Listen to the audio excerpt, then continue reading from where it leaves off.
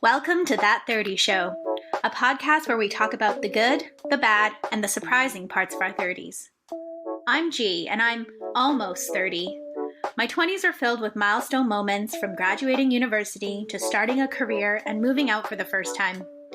I'm mostly excited about what this next decade will bring, and I've got an overwhelming feeling that the best years are yet to come. And I'm David. I'm already in my mid-30s. I used to have no back pain or trouble sleeping, but now I live off a healthy diet of self-help books and dream of being in bed by 10 p.m. every night. Join us each week as we try to figure out together what life in your 30s is all about.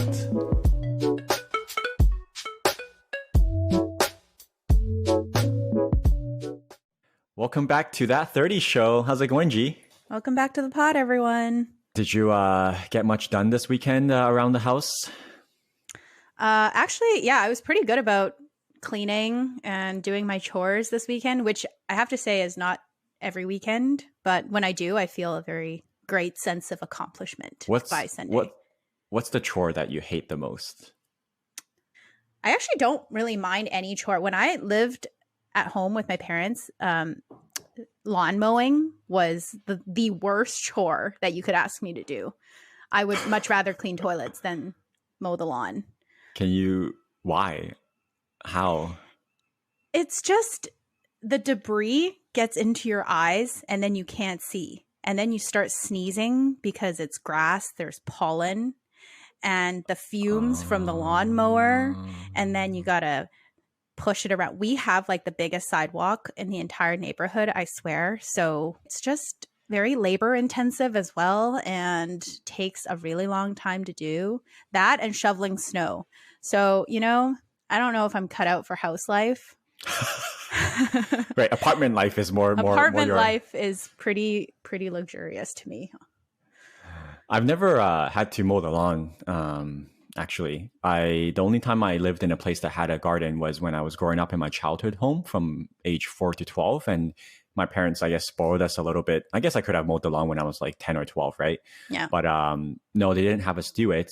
But thank God, because I think I'm similar to you in that like my home growing up was a corner lot. And so it was a giant freaking garden. I remember one time, actually, my sister and I were home alone, which is very rare. But I think... yeah, I don't know why. And then I think our family friend was like looking after us, picking up from school. Maybe my parents were in Hong Kong for a short trip. And suddenly I heard this noise outside and it sounded like the largest bee, a wasp. And I'm a complete wuss with those things. So I started like crying. I don't know how old I was. Let's just pretend I was very young, okay? Okay. I started crying. I was like, oh my God, this is so scary. Like, what's going on? Like, what's that noise? And then so we had our family friend who was taking care of us on speed dial. Like, my mom's like, oh, if anything happens, just call Auntie so-and-so. Yeah. And so I called. I'm like, oh, can you come over? I don't know what's going on. I think there's like a giant bee in the house. And then she comes over. And then long story short, it's just someone mowing the lawn outside. Like, oh my gosh, that's so cute. Even as I'm telling the story, I'm just like, you know how like your memory's just not really... reliable. I'm just thinking like, is that actually what happened? Did that actually happen? I know for sure. I remember vividly that I was very scared of something, some noise. I was very scared of some noise, thinking I was some sort of insect. And I also remember it ending up being a very benign reason. Like it wasn't a wasp or a bee. And so now 30 years, 25 years later, I'm just thinking it was probably a lawnmower that we're freaking out about. Do lawnmowers sound like an insect if you listen to it from far away? I don't even know. Yeah, I think they can, especially if you're in a room and you're hearing it from outside. But that is like some very consistent noise. Like you must have thought the bee was just on your head like the entire time. Yeah, I'm just like running around the house. I'm like, where is it? I can't see it. It's on you the whole time. I can hear it. Yeah. Oh That's my so God. cute. But yeah, now that I live in a very small apartment. So, doing any of the chores is actually, it's not too bad. I don't have anything crazy that I need to do and it's pretty easy to clean up. So would you say you're good at adulting? Is it on your resume? Well, I'm not sure what is included in adulting. That's a great question. So Counts I as think adulting. this comes up a lot, as a joke nowadays. Yeah. Like, oh man, we're just too busy adulting, or like, oh, I'm not very good at adulting. And I think this certainly becomes more part of our vernacular, if you will, in this decade. So I thought it'd be fun this week for us to take a test and just compare and see who's better at adulting. Oh, Um, okay. That so I sounds have fun. this. So I googled and I found this quiz, and basically you just sort of check off the boxes and see how many you can check off. So if we can both keep track of how many we're checking off, Okay. I don't know at the end if the quiz just tells you if you're good or not. So maybe if you just manually before we press next, just count up how many and make a note. At the end, we can say, I checked off 10 boxes. You checked off 12 boxes. Congratulations, G. You're the better adult compared to me. Okay. Does that sound good? That sounds great. Okay.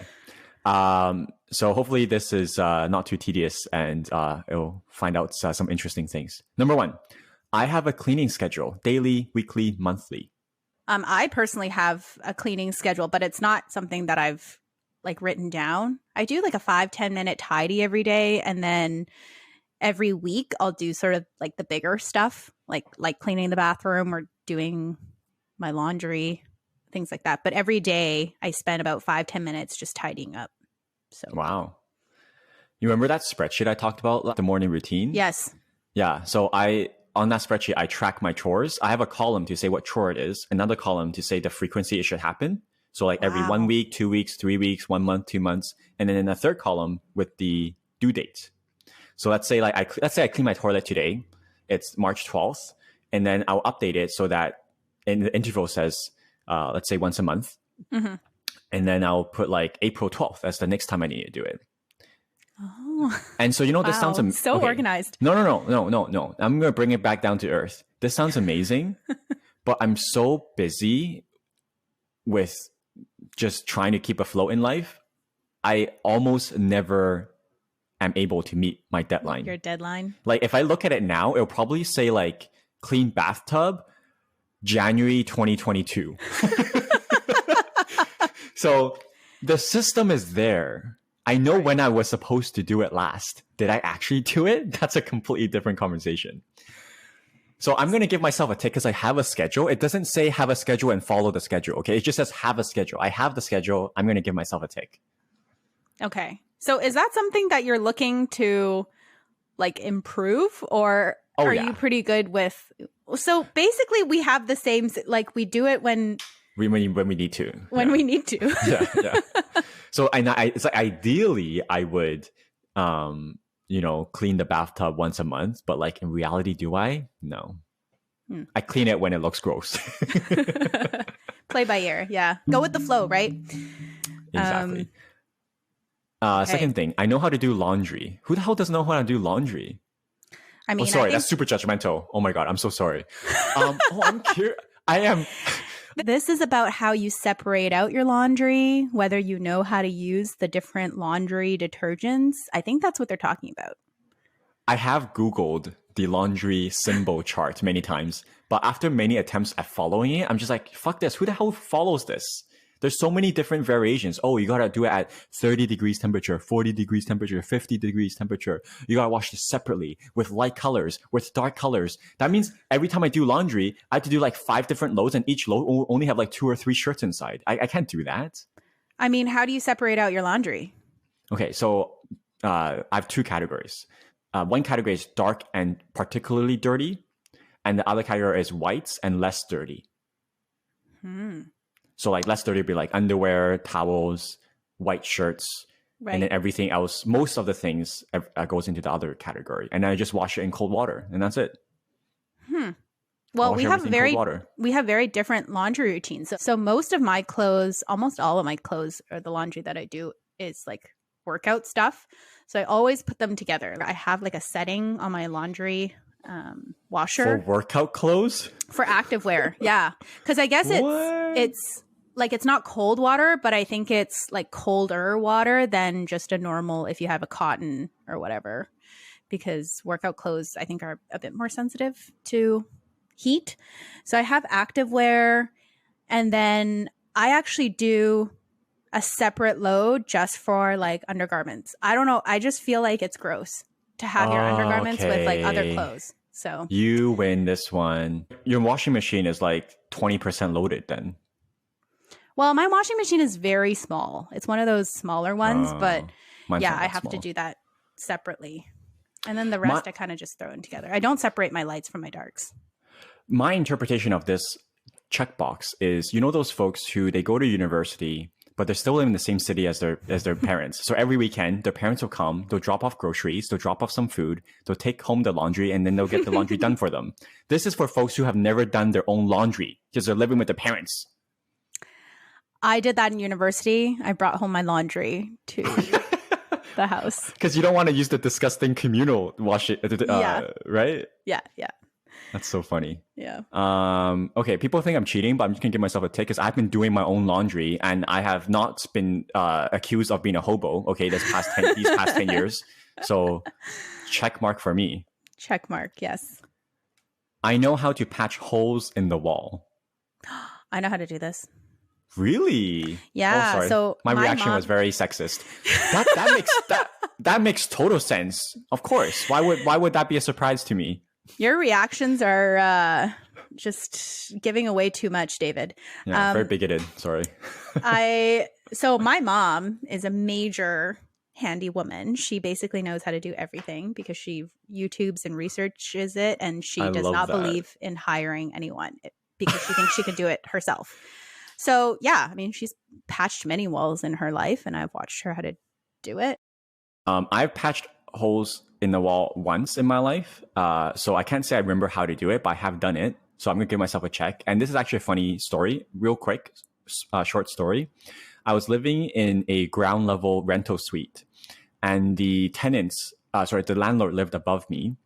And I think they had like a nurse in their household, someone who had a super early morning shift, and they wake up at like 5 a.m. every day, and they would start like banging around the cupboards and like preparing breakfast, and it was very not soundproof. And I'm a very light sleeper, and I really don't like noise. I don't really know who does, right? But like, I get really irritated. And one time, I just got so angry at the noise. Out of a very rare, I would say, moment of rage, I punched my wall, and I punched it so hard, I guess, or it was a weak point because I'm not like strong or anything. I punched a hole, and then it made a hole in the drywall. The shape of my fist. It was hilarious. Okay, I don't know if I would be able to patch that one. I was thinking smaller holes. I don't know if I can patch a punch in the wall. So yeah, size of my fist. Yeah. So I had to YouTube it and go to Rona and because it was a rental suite, right? So I'm like, oh shit. Oh my gosh. Yeah. So it's okay. I patched it up. My brother's done that too.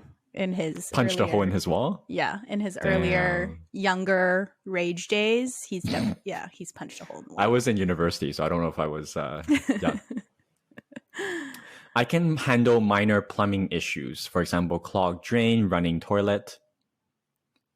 I mean, I can handle a clogged drain. What's a running toilet? I also think I can handle clogged drain in the sense that I just pour that toxic shit down and it dissolves everything. Like Drano? Is that how you handle a clogged drain? Well, I mean, that's not good for the drain, but there's also, those, what is that called? I think it's literally called like an unclogger or something. Like it's like a strip where you stick it down the drain and then you pull it up and then all the gunk is supposed to come out with it. Have you done that before? Yeah. It's really nasty. But okay, so I think you'd get a tick for that.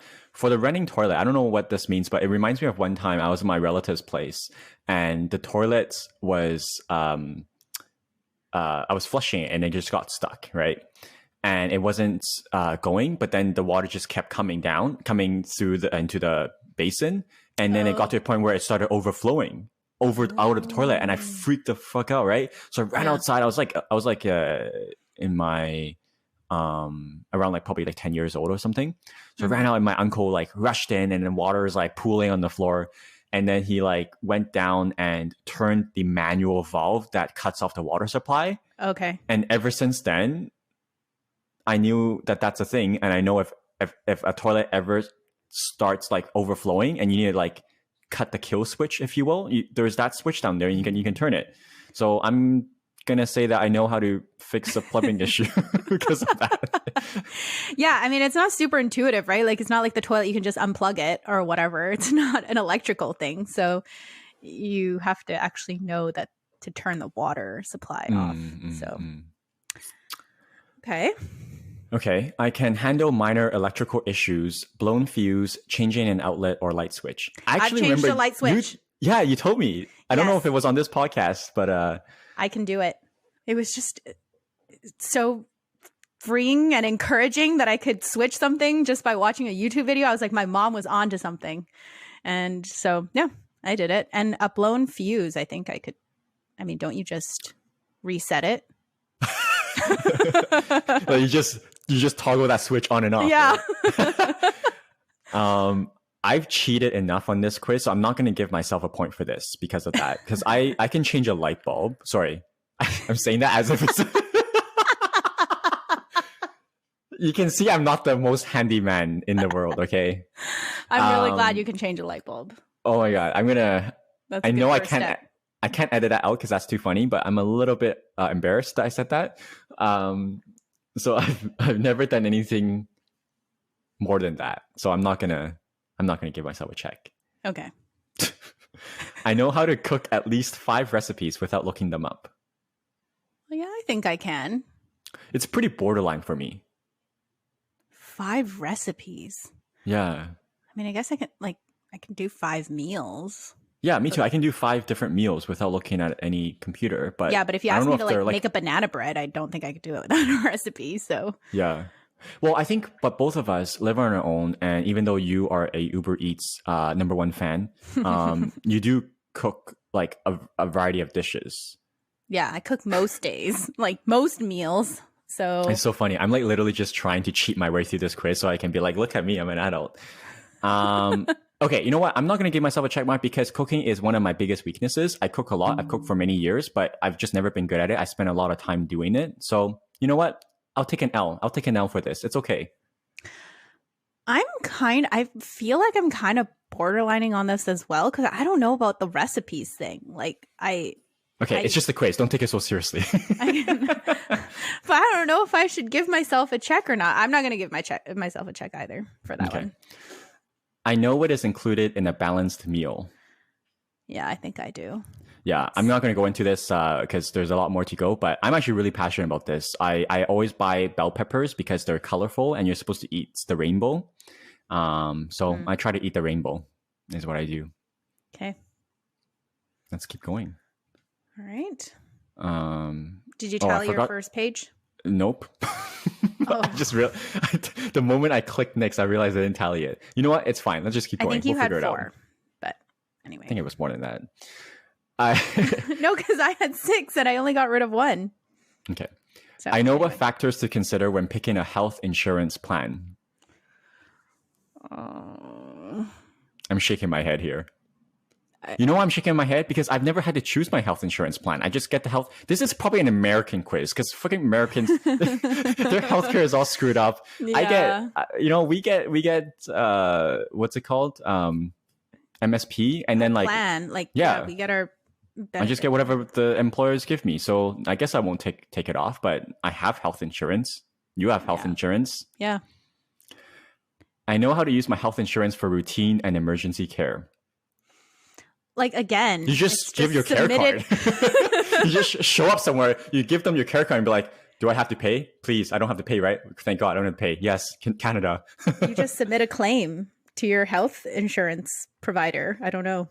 I'm going to give a tick for that on the account of my story of how when I was in Cuba on the penultimate day of leaving, everything was going fine. And then I got food poisoning that was so bad that I was...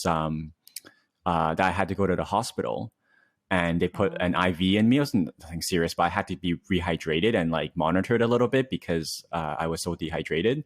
And then that was in Cuba. And then I had to pay medical fees. And then I got back home to Canada and I had it 100% reimbursed. So, okay, that's fair. Health insurance. No for that because I've never actually had to use Emergency care? Emergency, yeah.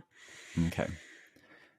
I participate in preventative healthcare and am prepared for unforeseen injury or illness. Preventative healthcare. What is that? Just taking care of your body? I do that. Yeah, like vitamins, exercising, eating well. Yeah, we've talked about that in our morning routine. Mm-hmm. Prepare for unforeseen injury. Well, I have my health insurance.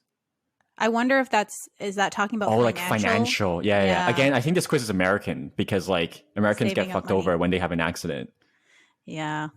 So I mean, I'm prepared because I have health insurance. yeah, exactly. So check. we're so bad at this.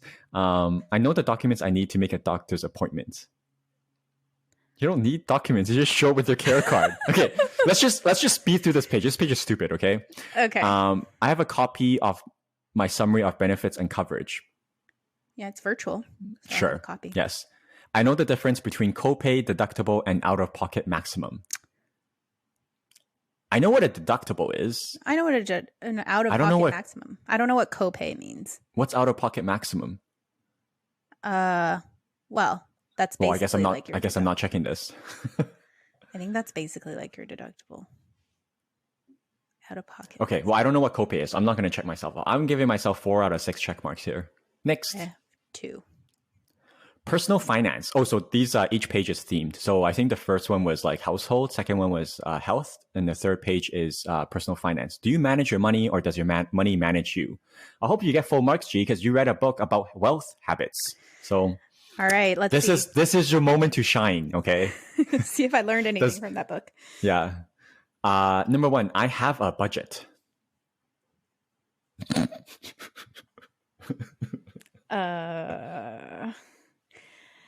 Not on a daily basis. I have a budget for like traveling. So no. I actually also don't have a budget, even though it is something you would expect of me if you knew me. Yeah, I was like, where's your spreadsheet of what you spend and where you spend it?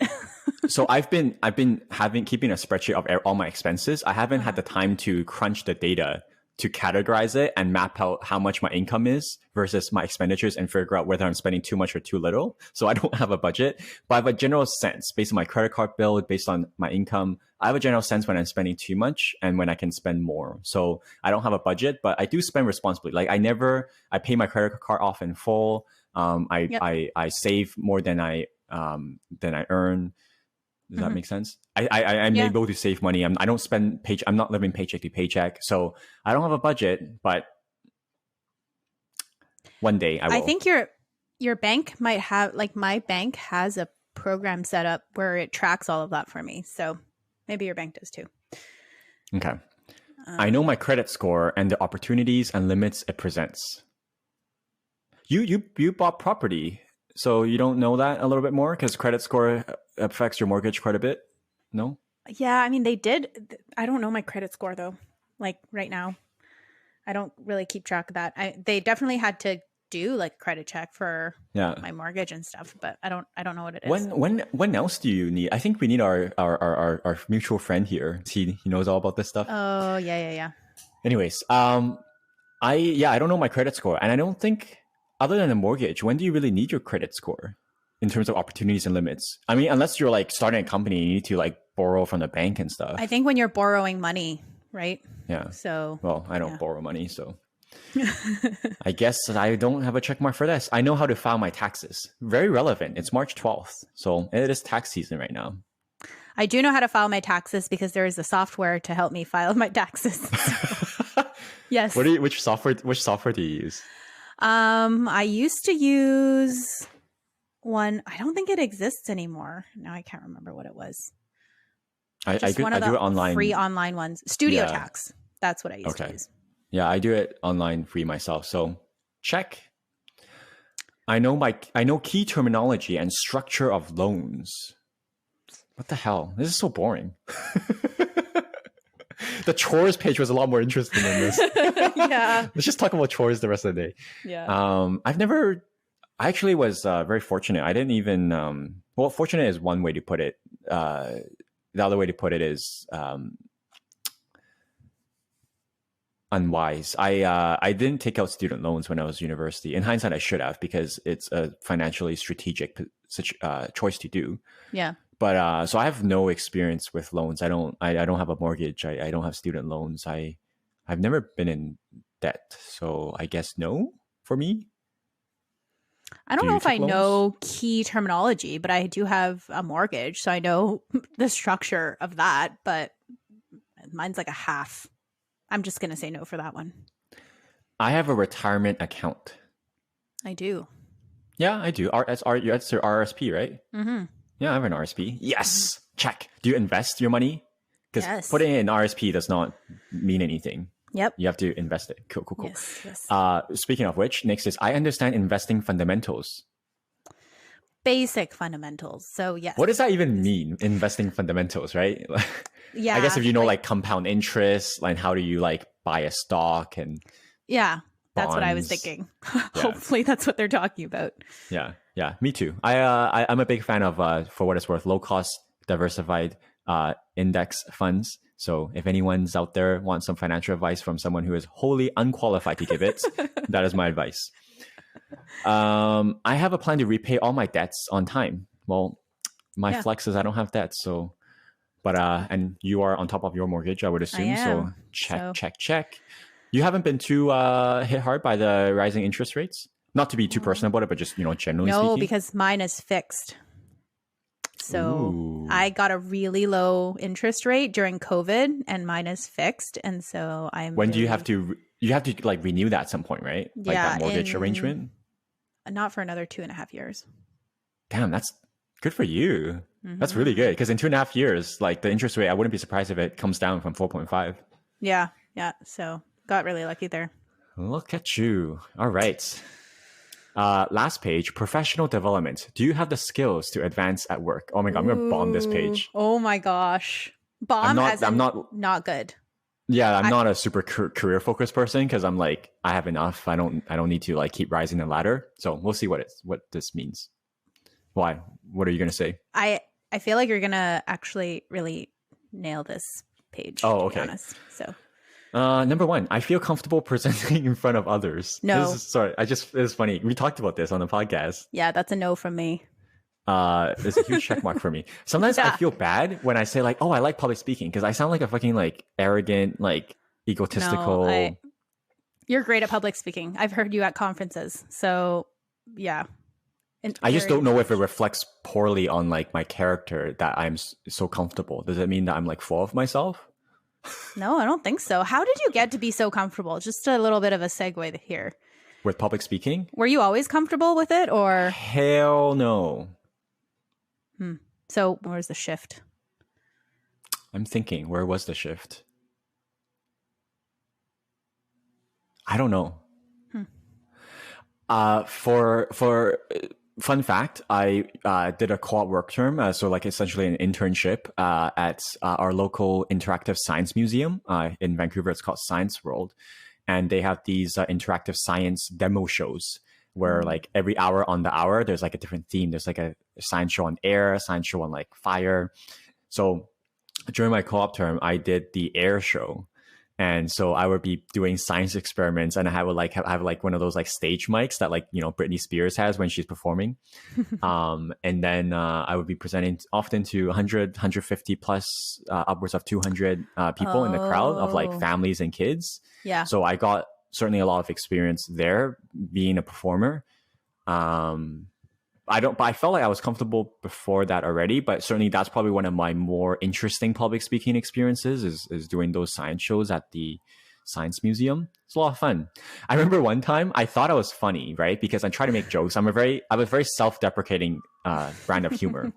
And then everyone's laughing. I'm like, oh my God, I'm so hilarious. And then like at one point later on in the day, one of the a family walked up to me while I was just, on the floor, just, doing my patrolling of the exhibits. A family walked up to me and like, oh my God, I saw your show earlier. It was so good. You were so funny. Our kids really enjoyed it. And then my ego was like fucking through the roof, right?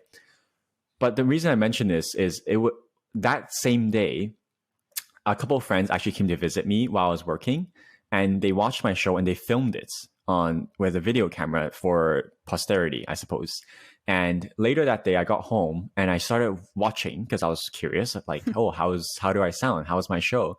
I probably got like 5 or 10 minutes, not even, probably 5 minutes in, and it was so cringeworthy. Obviously, the caveat, I get it, we're our own self-critics, but I'm not exaggerating. It was so bad. It was so bad. I could not get past 5 minutes, and I immediately turned it off, and I've never touched that clip again. I don't even know where it is. I don't think I have it anymore. So was it cringeworthy because no one was laughing, or why did you think it was cringeworthy? Oh, because I thought I was just so not funny. I thought I was funny, but I was not. I was like, that's so lame, David. But I guess kids are easy to please. Yeah. So they thought it was funny, but I was like, oh my, I was face palming essentially, watching myself make those jokes. I'm like, holy crap. Like, well, I mean, I think that's one of the things, like, you just really have to immerse yourself in it, especially presenting. I feel you have to actually go and do it. Like, just learning from people is not gonna cut it. You're gonna have to actually practice it over and over again before you get comfortable with it, which is just anyways. I will share one tip. Whether it helps you or not, it depends. Everyone's different. One tip is that when you present, imagine people in their underwear. Nope. Okay. It's weird. That's really weird to me, honestly. I know it's a very common, but it's like no. Creepy. My tip is speak as if you're talking to one person in a room. Like, speak as if you're talking to just one individual and you're not presenting, but you're having a conversation. You speak as if you're just talking to someone. Just talk. Don't say things perfectly. Don't try and memorize your lines. Oh, that's actually my oh, this is a whole nother thing. No, I promise I'll end it there. My second big tip is, unless you're doing like a TED Talk thing, don't memorize your speech. Oh, yeah. I don't do that. Yeah.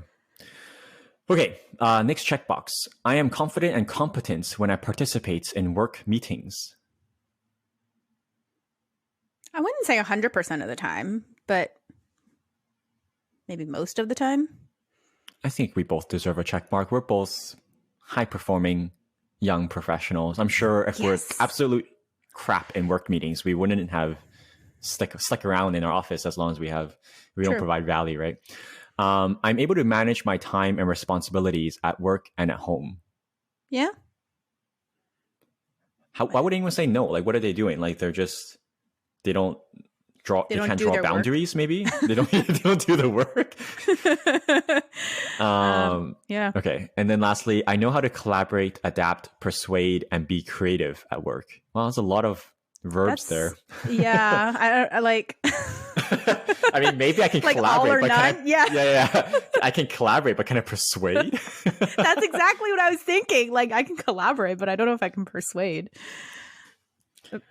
I personally gave myself 3 out of the 4 already, so I'm just gonna be a little bit humble, I suppose, about this and not check this off, because I don't know if I'm the best at being creative or persuading people. I don't think I'm good at persuading people because I'm a little bit like direct, so I think people are just put off by me rather than persuaded by me.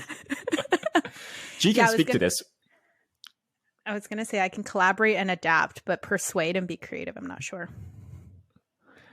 Okay, so I think that's it. Shall we find out? This is drum roll. Moment of truth. Okay, I'm going to read out mine, and then you can read out yours. Okay. What was your score? My score was 23. Nice. What's yours? 21. Okay, I feel like I cheated a lot, so I don't even feel good getting the higher score. I was just like, I kind of have this. What's your description? Okay, so the quiz says, you're so close. Just a few more skills and you'll be rocking this adulting thing. Yeah. That's exactly what mine says too. Okay, so we're in the same category. Mm-hmm. I think we'll give ourselves a pat on the back for that. Yeah, I feel like that was a bit weird because of the whole, like, all the medical stuff. I feel like that wasn't an accurate representation of our healthcare system. So we didn't really know how to answer those. Well, that was fun. That was fun. Yeah.